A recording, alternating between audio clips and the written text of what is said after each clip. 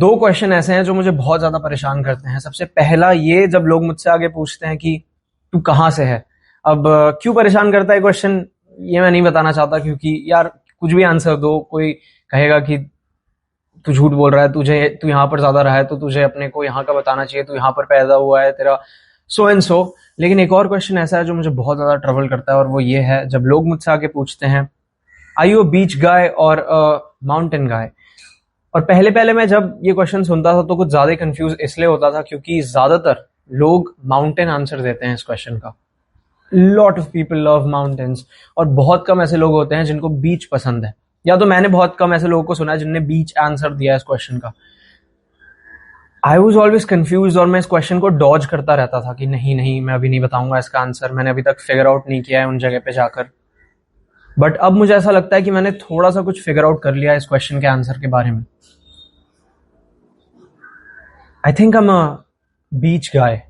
I think I prefer and I love beaches, well, both of them, more than mountains. देखो, मैं दोनों जगह रह चुका हूं। अब हाँ, मैं बहुत अच्छे माउंटेन्स पे शायद जाके बहुत अच्छा टाइम स्पेंड नहीं कर पाया, लेकिन I have been to a lot of beaches, a lot of mountains, इतना कि अब मैं डिसाइड कर सकता हूं कि हाँ, आई एम अ बीच गाय। और अभी रिसेंटली मेरे भैया आए हुए हैं, उनकी भी छुट्टी है, मेरी भी छुट्टी है, तो मैंने कहा आ जाओ। एक्चुअली मैंने नहीं कहा, मेरे फैमिली वालों ने कहा था। लंबी कहानी है, मतलब हमारे पास एक टिकट बच रही थी और भैया को पूछ लिया, अचानक से आ गए। तो उनको ये बीचेस घूमने थे, बिकॉज वो जहां रहते हैं वहां पहाड़ है जहां वो रहते हैं, मतलब। तो इसीलिए आजकल मैं कुछ ज्यादा बीचेस पे घूम रहा हूं। एंड जब भी मैं जाऊं, चाहे वो सेम बीच हो, I get fascinated a lot, not by the people who are on the beach but by the beach. पता नहीं क्यों, but it's a different kind of feeling. एक दिन क्या हुआ, परसों की बात है, मैं और मेरे भैया, हम दोनों एक्चुअली उठे लेट, हमें उठना था जल्दी सुबह सुबह। हमने डिसाइड किया था कि 5 बजे उठेंगे and then will go for a run, क्योंकि एज आई सेड मुझे ना थोड़ा सा कट करना है, सो कार्डियो होना चाहिए उसके लिए। And he was agreed to it, वो भी बहुत ज्यादा एक्साइटेड थे कि हम सुबह सुबह बीच पे भागने जाएंगे। लेकिन सुबह उठ नहीं पाए, 9, साढ़े 9 या 10 बजे के आसपास उठा मैं। भैया उठ गए थे पहले, लेकिन उन्होंने मुझे उठाने की बहुत कोशिश की, बट मैं नहीं उठा, क्योंकि एक तो मैं सच बता रहा हूँ, मुझे ऐसी नींद नहीं आती ढंग से। लेकिन यहां पर आके, मेरे घर पे आके, I have no idea, but मैं अपने गेस्ट रूम में सो रहा हूँ। एंड भाई, इससे ज्यादा डीप स्लीप मुझे आई नहीं है। इतने दिन हो गए हैं, मैं ऐसा सोया ही नहीं कभी। मतलब सपने ही नहीं आते मुझे, मैं ऐसा सो रहा हूँ। ऐसा लगता है मैं 11 बजे सोता हूँ और जब मेरी आंख खुलती है तो आई डोंट रिमेंबर एनीथिंग।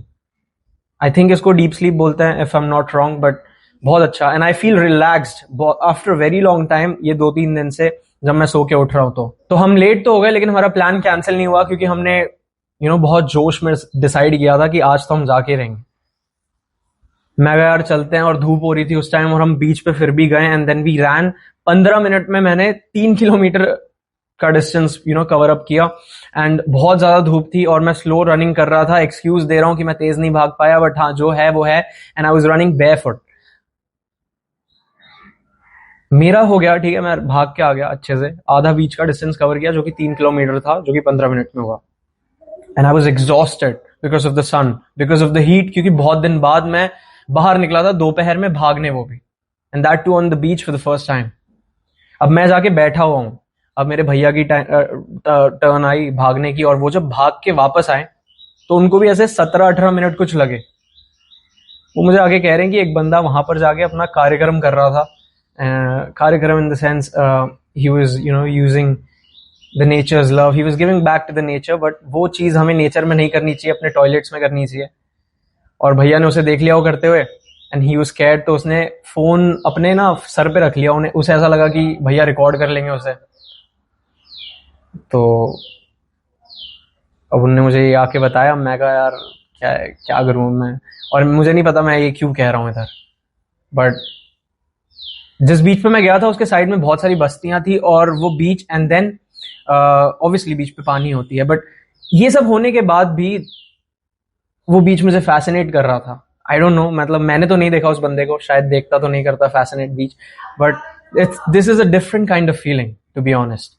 इसीलिए मैंने ऐसा डिसाइड किया कि I would write something expressing my feeling, कि मैं अभी कैसा फील कर रहा हूं, लेकिन उसको इस चीज के साथ बांध के जिस चीज ने मुझे अभी रिसेंटली फैसिनेट किया है. तो इस राइटिंग पे, इस पीस ऑफ राइटिंग पे, I am the wave of change, और ये मैं अपने बारे में लिख रहा हूं. And yes, and it goes like, I would say, देखो अब जितने भी लोगों को they don't like my English or so and so, but ये मैंने इंग्लिश में लिखी है, so bear with me. I know you will, even if you don't, it's fine, but things that fascinate me, they force me to write on them, and when I write on them, I get fascinated more. So it's a different kind of feeling, I've tried to express it. I've tried to express it, and पता है, मैं तुम्हें ऐसा जब कहता हूं कि I feel different, then I feel different in my family too. अभी मैं रिसेंटली अपने नानी दादी घर हर जगह से मतलब सबसे मिल के आ रहा हूं, एंड मुझे ऐसा लगता है मेरे साथ जो चीजें हुई हैं वो मेरे और भी आसपास जितने भी मेरे ग्रैंड पेरेंट्स जितने भी हैं उन सब में से किसी के साथ नहीं हुई, एंड आई फील डिफरेंट. इसीलिए मैंने जो चीज मुझे फैसिनेट कर रही है अभी, the waves on the beaches, उसको इंटीग्रेट किया है अपने लाइफ के साथ और ये लिखा है. एंड इट गोज लाइक, सबसे पहले तो उसका हेडिंग है अ wave of change. I think इस वीडियो का टाइटल भी वही होगा. मैं जानता हूं तुम में से बहुत सारे लोग ये सोच रहे होंगे कि पॉइंट पे आना पका क्यों रहा है. आ रहा हूं. Well, to be honest, I think I am a wave of change to my blood lines existence. A change so prominent that I feel like the greats. But this change, it comes with a lot of drawbacks and a lot of setbacks. And sometimes it consumes the life inside the wave, the life inside me, the life of the people that I love and I care for. They are always alive inside me, even if they are dead for me. I think you love the parts of a person and not the person. Usually it is the part that loves you and cares for you. But the most important thing is validation. I think we all love validation if it's in our favor. But this wave of change, it never seeks for validation. It is what it requires. It becomes what it desires. There are times when the wave is small and it's not scary, and this is the exact time when people love it. They want to be with it and they celebrate it. They enjoy it. But soon the wave, it decides to show its capabilities. It had desires that were hidden. A silent but resilient fire inside it carries an outburst, and suddenly, one day, the wave, it reveals the true form. The same people who used to love the wave now envy it. They complain about it and they run away from it. They are scared. And here, my friend, they fail to hide their true self. They were always like this, scared and weak. No show off, just pure weakness. When the wave is surrounded by all this weakness, it's not small and weak, although it appears.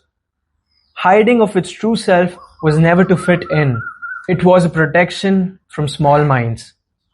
A protection to an upcoming revolution, as I say it. The wave of change, it never has the need to change, but the people around it, they do. मेरे हिसाब से दुनिया का सबसे बड़ा झूठ ये है कि एक इंसान वही बनता है जो उसकी संगत होती है. एक इंसान अगर उसकी संगत की वजह से वीक बन गया तो वो हमेशा से वीक था. ऐसा नहीं कि वो अभी वीक बन रहा है, वो पहले भी वीक था, आज भी वीक है. I don't like this saying. I don't prefer it. To be honest, a strong mind or the strong mind of a person can never be influenced. It is always made to influence, not made to get influenced. I mean, हो सकते हैं सब, we are human beings, हम सब influence हो सकते हैं, लेकिन influence for the good. तो अगर संगत की वजह से आप अपना रंगत बदलते हो तो आपकी रंगत हमेशा से वैसी ही थी. उसमें संगत को ब्लेम करने की कोई जरूरत नहीं है. मैं अपनी ही कहानी बताता हूँ, मैं अपना ही किस्सा बताता हूँ. देखो क्या हुआ कि मैं इससे पहले जिस कॉलेज में था वहां पर मेरे जितने भी रूममेट थे वो सारे they used to smoke weed, they used to drink every day. एक बार तो क्या हुआ, मेरा एक दोस्त कैसे बीमार पड़ा मैं वो बताता हूँ. अभी आज ही उसका कॉल आया. तो उसने क्या किया, हम दोनों का फास्ट था, ठीक है, हम दोनों ने फास्ट रखा हुआ था किसी चीज के लिए. It was not religious. तो उसने कहा कि भाई हम ये तो नहीं खा सकते लेकिन मैं सिगरेट पी सकता हूँ. वो मतलब उसको सिगरेट पीना था. तो मैं कहा यार तू पी ले, तेरी मर्जी है, मैं तो पीता नहीं. तो हम गए वहां पर टपरी पे। उसने क्या किया कि आई डोंट नो उसके पास कहां से अल्कोहल आया। उसने रसगुल्ले लिए और वो 20 रसगुल्ले थे, वो सफेद सफेद वाले, आई डोंट नो, रसगुल्ले ही बोलते हैं उन्हें। तो उसने उसमें से एक निकाला, मतलब अपने हिस्से का निकाल लिया उसने सारा, मेरे हिस्से का मुझे दे दिया और डब्बा उसने ले लिया। डब्बे में उसने बियर डाली और उसके बाद उसने वो रसगुल्ले को बियर में डाल के ही स्पंज कर दिया, जो भी कहते हैं उसे, जिससे सारी बियर जो थी वो रसगुल्ले में आ गई, उसका रस निकल गया। और उसने वो 10 खाए उस दिन, और उसके साथ स्मोक कर रहा था वो। उसके बाद उसका आई थिंक कुछ खराब हो गया एंड ही वाज एडमिटेड। देखो, मैं इसलिए ये सब बता रहा हूँ कि मैं पर्सनली अगर बताऊं तो आई डोंट केयर।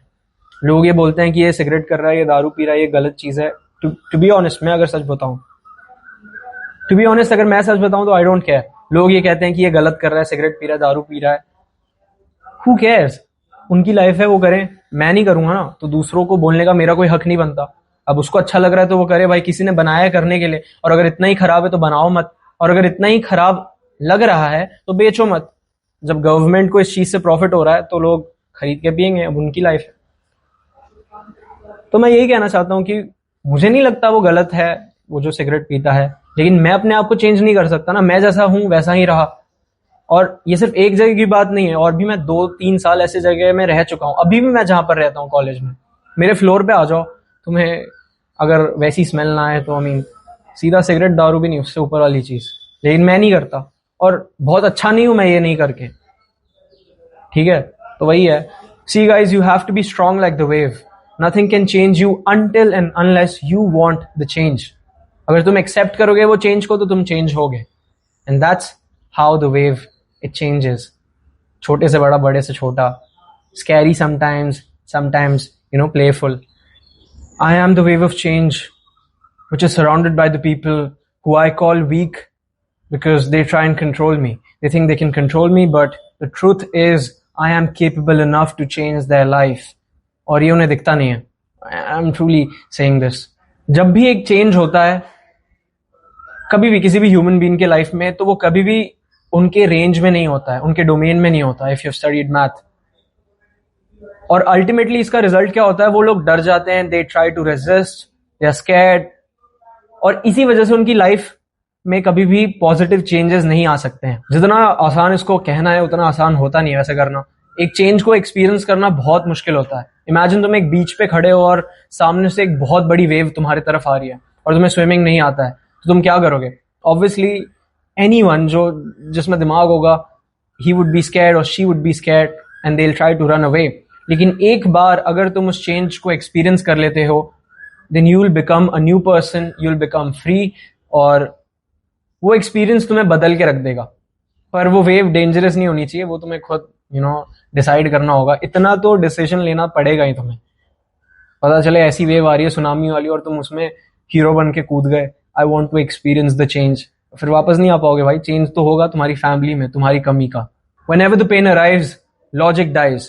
तो तुम उसे कभी भी समझ नहीं पाओगे अपने हिसाब से। बट ये वेव ऑफ चेंज हमेशा कोई ना कोई रीजन की वजह से आता है, और अगर तुम इसे एक्सेप्ट कर लेते हो तो it would change your life. ये इसलिए भी आता है ताकि तुम्हारी जितनी प्रॉब्लम्स है ये उसके साथ लेके चले जाए, और तुम्हें it makes you free, the same person but a new experience ahead of your life.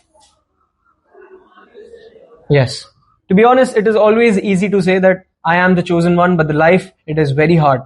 और ये मैं इसलिए भी कह सकता हूँ because I am experiencing it. बहुत सारी चीजें जो शायद किसी के साथ नहीं हुई हो तुम्हारी फैमिली में, वो तुम्हारे साथ होंगी, and you just have to accept it. You just have to move forward just like the wave.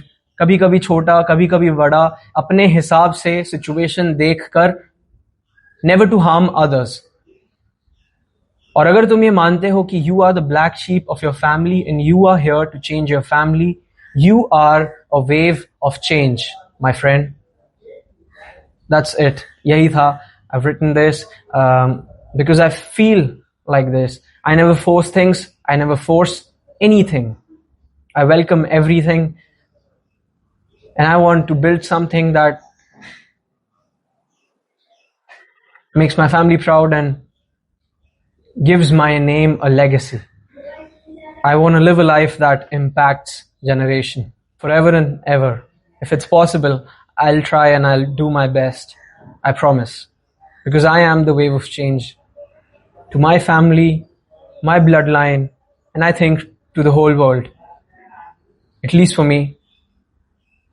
See you guys. Have a nice day. Keep smiling and protect your family.